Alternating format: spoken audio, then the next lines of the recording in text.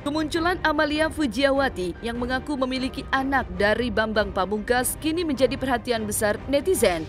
Keduanya telah menjalani sidang pembuktian untuk membuktikan anak yang menurut pihak Amalia berasal dari hubungan dengan mantan pemain Persija tersebut. Amalia beserta kuasa hukumnya juga menegaskan bahwa ia tidak membuat kebohongan terkait masalah yang dialami dirinya saat ini. Jalannya persidangan pun harus diwarnai dengan ketidakhadiran Bambang Pamungkas yang hanya diwakilkan oleh kuasa hukumnya. Selaku kuasa hukum dari Bambang Pamungkas pun akhirnya buka suara terkait proses jalannya sidang. Seperti apa yang Bunda lakukan ke saya, mungkin saya juga bisa gitu. Maksudnya saya juga sudah berusaha untuk membuka diri gitu ke dia, cuma responnya seperti itu. Jadi ya sudah. Nah, Mas Bambang pernah lanjut aja. Kalau memang kemarin aja kan lewat lawyer kami ya, Pak Ali Nurdin, beliau menyampaikan kalau memang ini adalah suatu kebohongan yang saya buat-buat gitu. Silahkan laporkan ke Polda Metro Jaya atau ke kantor polisi manapun lah, laporkan kami untuk pencemaran nama baik bahwa kami itu berbohong atau pencemaran nama baik, silahkan. Saya tunggu tantangannya. Kalau memang ngerasa nggak kenal sama saya, nggak ngerasa pernah menikah dengan saya, nggak ngerasa kalau pernah menyayangi Anjani anaknya, silahkan laporkan. Ayo sesegera mungkin gitu. Saya tunggu. Masih pembuktian dari pihak penggugat, dari pihak Bu Amalia.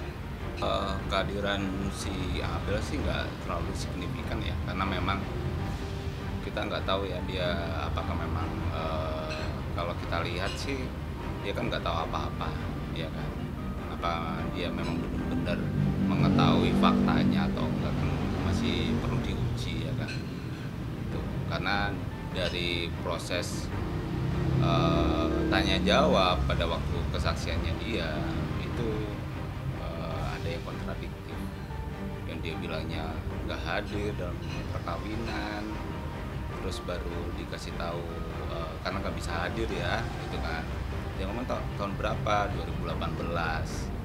Nah terus setelah itu ketika kita tanya, loh kamu saksi kapan baru dikasih tahu, 2019, kan nggak nyambung. Logikanya kalau misalkan dia nggak hadir di hari itu dan dikonfirmasi baik pun, misalkan dikasih tahu sama ini ya, sama ayahnya, karena dia ngakunya dikasih tahu sama ayahnya. Harusnya ya di tahun 2018 kan, bukan di 2019. Kan nggak nyambung. Berarti kan ini ada apa? Apa memang dia hadir di situ karena memang bertujuan untuk seolah-olah membenarkan apa yang didalilkan oleh penggugat, atau dipaksakan di situ untuk menyampaikan sesuatu yang nggak benar.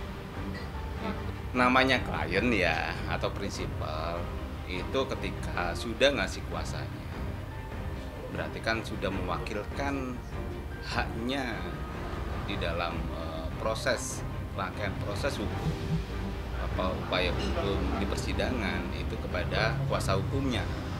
Jadi nggak harus dia hadir gitu loh. Kalau misalkan dia bisa hadir sendiri, ya ngapain harus pakai kuasa hukum? Dan itu menurut kita haknya dari pihak sana ya. Mau dia hadir itu haknya dia. Meskipun dia udah ngasih kuasa, mau hadir ya haknya dia. Dan kalau dari kita nggak hadir ya hanya dari prinsipal saya, jadi nggak ada masalah. Dia sih hanya menampilkan beberapa bukti-bukti ini benar atau tidaknya, itu aja.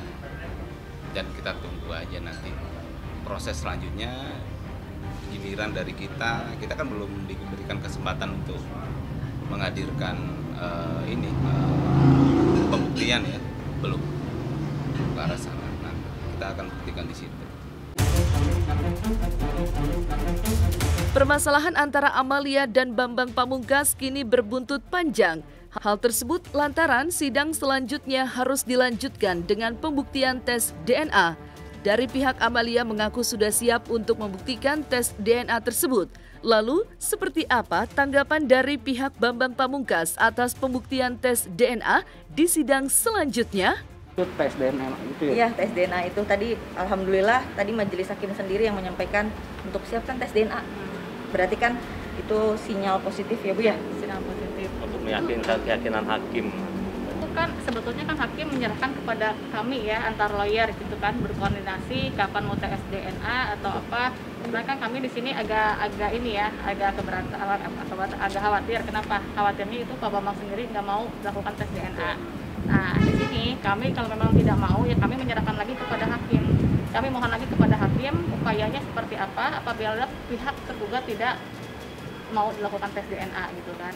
Apakah kami bisa untuk DNA pembanding kakaknya ini kan, dari adiknya ke kakaknya sebagai anak kandung dari Bambang Pamungkas sendiri gitu kan. Ya kami nanti tetap mengupayakan harus ada tes DNA. Intinya kita lihat dulu di dalam pembuktiannya itu kan ada alasan atau dasar yang kemudian kenapa itu kemudian harus dilakukan atau tidak kan gitu. Tidak ujuk-ujuk ya, kalau bahasa Jawa saya ujuk-ujuk ya. tiba-tiba harus tes DNA, enggak kan. Jadi misalkan ternyata dia punya hubungan perkawinan misalkan antara penggugat dengan orang lain, sampai detik ini belum ada putusan entah itu pisah ya, masih berkekuatan hukum misalkan, belum ada batal misalkan. Bagaimana kemudian harus minta pertanggungjawaban pada orang? Logikanya seperti itu. Pengadilan belum memberikan kesempatan kepada kita untuk mengajukan alat bukti. Di alat bukti itu akan memperjelas layak atau tidak untuk dilakukan itu. Jangan sampai kepentingan dari klien saya terganggu. Bukan masalah nggak mau, tapi jangan sampai terganggu, gitu loh. Terganggu dalam arti ini kan banyak kegiatan. Kondisi sekarang semua kan serba hati-hati sebenarnya dengan kondisi pandemi seperti ini. Nah, meluangkan waktu ya kan itu sangat berpotensi dan membahayakan gitu loh. Hubungan enggak sih? Kita dari awal udah menyatakan bahwa ada hubungan enggak sih? Kalau nggak ada hubungan, ada kewajiban nggak kemudian menjenguk? Dasarnya apa? Itu sederhana sebenarnya. Misalkan ini ada seseorang, ada laki-laki yang dia merasa tidak ada hubungan, tiba-tiba diminta pertanggungjawab, kira-kira mau nggak?